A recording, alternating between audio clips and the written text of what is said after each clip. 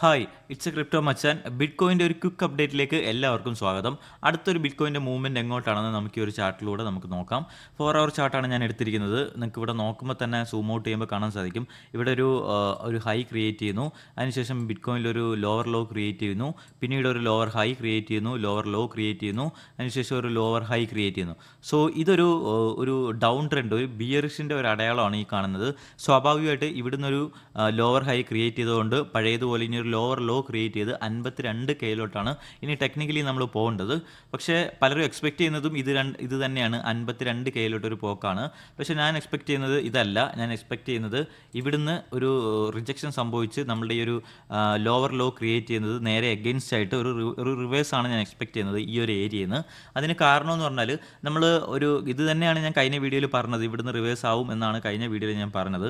അതിന് കാരണം എന്ന് പറഞ്ഞാൽ നമ്മളിപ്പം കഴിഞ്ഞ ആഴ്ചയിൽ 56-58 എന്ന് പറഞ്ഞാൽ ഈ ഒരു ലിക്വിഡിറ്റി സോണിൽ നമ്മൾ എത്തിയിരുന്നു. സോ ഈ ഒരു ലിക്വിഡിറ്റി സോൺ നമ്മൾ ഗ്രാബ് ചെയ്തത് കൊണ്ട് തന്നെ നമുക്ക് മുമ്പോട്ട് പോകാനുള്ള എല്ലാ ബൂസ്റ്റപ്പും കിട്ടിയിട്ടുണ്ട്. സോ ഇവിടുന്ന് ഒരു ബുള്ളിഷ് മൊമെൻറ്റം നമുക്കിനി ഉണ്ടാവേണ്ടതാണ്. ഞാൻ അതാണ് എക്സ്പെക്ട് ചെയ്യുന്നത്, കാത്തിരിക്കുന്നതും അത് തന്നെയാണ്. സോ അത് ഇവിടുന്നാണ് ഒരു ഹയർ ലോ ക്രിയേറ്റ് ചെയ്തതിന് ശേഷം നമുക്കിനി ഒരു പുതിയ ഹയർ ഹൈ ക്രിയേറ്റ് ചെയ്യാനുള്ള സാധ്യതയുള്ളത്. സോ ഈ ഒരു ലെവൽ ഓൾറെഡി ഞാൻ ടെലിഗ്രാം ചാനലിൽ കഴിഞ്ഞ ദിവസം ഇട്ടിട്ടുണ്ട്. ഇവിടുന്ന് ബൗൺസ് ആവും എന്ന് പറഞ്ഞ രീതിയിൽ ഇവിടുന്ന് ഒരു സപ്പോർട്ട് ഇട്ട കാര്യം ഞാൻ ടെലിഗ്രാം ചാനലിൽ പോസ്റ്റ് ഇട്ടായിരുന്നു. സോ അവിടുന്ന് ഇതുവരെ ബൗൺസ് ചെയ്തിട്ടുണ്ട്. ഈ ഒരു EMA 21 ബ്രേക്ക് ചെയ്ത് കഴിഞ്ഞാൽ നമ്മൾ ഇവിടുന്ന് ഒരു ഹയർ ഹൈ ക്രിയേറ്റ് ചെയ്ത് മുമ്പോട്ട് പോകുന്നതായിരിക്കും. സോ ഞാനത് എക്സ്പെക്ട് ചെയ്യുന്നുണ്ട്. ഓക്കെ, അതാണ് ബിറ്റ്കോയിൻ്റെ അപ്ഡേറ്റ്. പക്ഷേ ഇത് ഇൻവാൽഡ് ആകുന്ന ഒരു സിനാരിയോ ഉണ്ട്. അതായത് ഇൻ കേസ് നമ്മൾ ഈ ഒരു 60-800 താഴെ വരുവാണെന്നുണ്ടെങ്കിൽ, താഴെ ഒരു ബ്രേക്ക് ഡൗണും ഒരു ക്ലോസും സംഭവിച്ചാൽ 4 അവറിലാണ് ഒരു ബ്രേക്കും ഒരു ക്ലോസും ഈ ഒരു 60-800 താഴെ കിട്ടുകയാണെന്നുണ്ടെങ്കിൽ ഞാൻ നേരത്തെ പറഞ്ഞ പോലെ ഈ ഒരു 52 കെയിലോട്ട് പോകുന്ന ഒരു ബിയറിഷ് മാർക്കറ്റിലോട്ട് പോകുന്നതിൻ്റെ ആദ്യത്തെ വാർണിംഗ് ആയിരിക്കും അത്.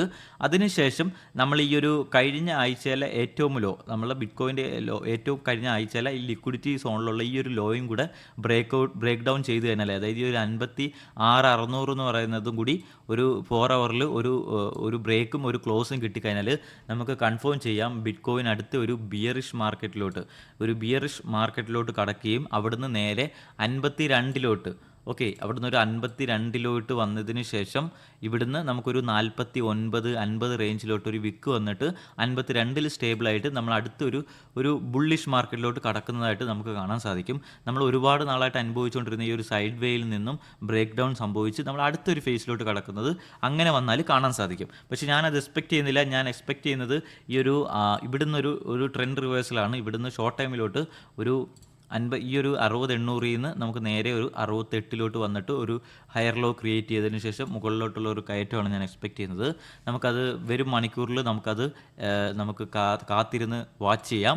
ഓക്കെ, അപ്പോൾ ഈ പറഞ്ഞ സോണുകൾ നിങ്ങൾ ഇമ്പോർട്ടൻ്റ് ആയിട്ട് നിങ്ങൾ എന്ത് ചെയ്യുക, നോക്കിയിരിക്കുക, ശ്രദ്ധിക്കുക.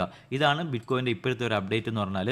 ഇനി നമ്മൾ ബിറ്റ്കോയിൻ്റെ 4 അവർ ചാർട്ട് തന്നെ ഒന്ന് സൂം ഔട്ട് ചെയ്ത് കഴിഞ്ഞാൽ 1 ഡേ ചാർട്ടിലോട്ടും പോയാൽ നമുക്ക് കാണാൻ സാധിക്കുന്നത് ബിറ്റ്കോയിൻ ഒരു മെയിൻ ട്രെൻഡ് എന്ന് പറഞ്ഞാൽ സൈഡ് വേ മാത്രമാണ്.